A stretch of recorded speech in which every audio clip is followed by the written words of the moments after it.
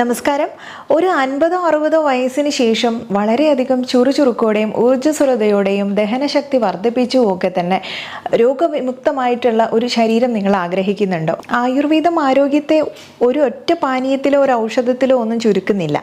പകരം ആഹാരം എപ്പോൾ കഴിക്കുന്നു, എത്ര കഴിക്കുന്നു, മുൻപ് കഴിച്ചത് ദഹിച്ചിട്ടുണ്ടോ, വിശപ്പ് ശരിയായിട്ടുണ്ടോ, ഉറക്കവും ദിനചര്യവും എങ്ങനെയാണ് തുടങ്ങിയ കാര്യങ്ങൾക്കൊക്കെ ഏറെ പ്രാധാന്യം നൽകുന്നുണ്ട്. ഗാരശുദ്ധി രുത്സാഹോ വേഗോത്സർഗോ യഥോ ലഘുത ക്ഷുത് പിപ്പാസാജ ജീർണാഹരസ്യ ലക്ഷണം. ഇത് ശരീരത്തിന് ലഘുത്വം അല്ലെങ്കിൽ സ്വാഭാവികമായിട്ടുള്ള വിശപ്പ്, ദാഹം, ഉത്സാഹം, സ്വാഭാവികമായ മലമൂത്ര വിസർജനം, മുൻ ഭക്ഷണത്തിന്റെ രുചിയില്ലാത്ത ശുദ്ധമായിട്ടുള്ള ഏമ്പക്കം എന്നിവയാണ് മുൻപ് കഴിച്ച ആഹാരം ദഹിച്ചതിന്റെ സൂചനകളായിട്ട് ആയുർവേദത്തിൽ പറയുന്നത്. ചൂടുവെള്ളമാണെങ്കിൽ രാവിലെ ഏറ്റവും ലളിതമായിട്ടുള്ള ഒരു ഓപ്ഷൻ തന്നെയാണ് കേട്ടോ. ഈ തണുത്ത വെള്ളം ഒരിക്കലും ശുപാർശ ചെയ്യുന്നില്ല. ഇനി രണ്ടാമത്തേത് ജീരകവെള്ളമാണ്. ഒരു 1/2 ടീസ്പൂൺ, ടേബിൾ സ്പൂൺ അല്ല, അത്രയും ജീരകം വെള്ളത്തിലിട്ട് തിളപ്പിച്ച് ഇളം ചൂടോടെ ഉപയോഗിക്കാം.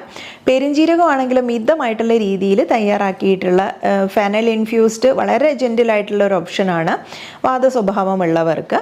ഇനി അതുപോലെ തന്നെ അവർക്ക് മല്ലി വിത്ത് ഉണ്ടല്ലോ, മുഴുവനായിട്ടുള്ള മല്ലി, അതും പെരുംജീരകം കൂടെ ചേർത്തിട്ട് ഒത്തിരി കോൺസെൻട്രേറ്റഡ് ആയിട്ടുള്ള ഒരു കഷായമാക്കാതെ വളരെ ലഘുവായിട്ട് തയ്യാറാക്കാൻ പറ്റും.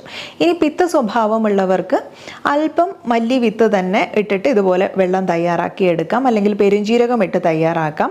ഇതും ഒത്തിരി കോൺസെൻട്രേറ്റഡ് ഫോമിൽ ഉപയോഗിക്കാൻ പാടില്ല. ഇനി സാധാരണ വെള്ളവും ഇവർക്ക് വളരെ നല്ലതാണ്. പിത്തപ്രകൃതിക്കാർക്ക് അല്ലെങ്കിൽ കുറച്ച് മെനോപോസൊക്കെ അടുത്തിട്ടുള്ള സ്ത്രീകൾക്കോ അല്ലെങ്കിൽ യൂട്രസ് റിമൂവ് ചെയ്ത് കളഞ്ഞിട്ടുള്ള ഗർഭപാത്രം നീക്കം ചെയ്ത ആളുകളുണ്ടെങ്കിൽ അവർക്കൊക്കെ ബോഡിയിൽ വളരെയധികം ഹീറ്റ് കൂടുതലായിരിക്കും. അങ്ങനെയുള്ള ആളുകളോ സിവിയർ ആയിട്ടുള്ള പിത്തപ്രകൃതി ലക്ഷണങ്ങൾ കാണിക്കുന്ന ആളുകൾക്കൊക്കെ ആണെങ്കിൽ നിങ്ങൾക്ക് ബോഡി ഹീറ്റ് കൂടുക, പെട്ടെന്ന് മുടി നരയ്ക്കുക, ഞാൻ നേരത്തെ പറഞ്ഞ ലക്ഷണങ്ങളൊക്കെ ഇല്ലേ, അതൊക്കെ ഉണ്ടെന്നുണ്ടെങ്കിൽ ഏറ്റവും നിങ്ങളെ ഹെൽപ്പ് ചെയ്യുന്നൊരു കാര്യമാണ് ആൽമണ്ട് ഗം അല്ലെങ്കിൽ ആൽമണ്ട് പിസിൻ. നമ്മൾ മുൻപ് വീഡിയോയിൽ പറഞ്ഞിട്ടുള്ളതാണ്.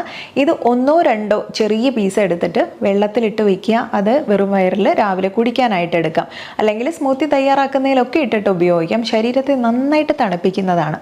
അതുപോലെ തന്നെ ചിയാ സീഡ് വെള്ളം നിങ്ങൾക്ക് ഈ രീതിയിൽ ഉപയോഗിക്കാം. കസ്കസ് ഇട്ടിട്ടുള്ള വെള്ളം, അതും തന്നെ ബോഡിയെ തണുപ്പിക്കുന്നതാണ്.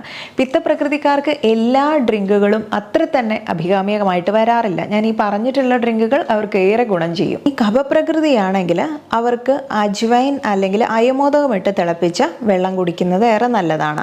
ബാധദോഷവും കഫദോഷവും ഉള്ള ആളുകൾക്ക് കറുവപ്പട്ട ഇട്ട വെള്ളം നല്ലതാണ്. ഗ്രാമ്പു 1-2 ഗ്രാമ്പു ഇട്ട് തിളപ്പിച്ച വെള്ളമാണെങ്കിൽ കഫപ്രകൃതിക്കാർക്ക് ഗുണം ചെയ്യും.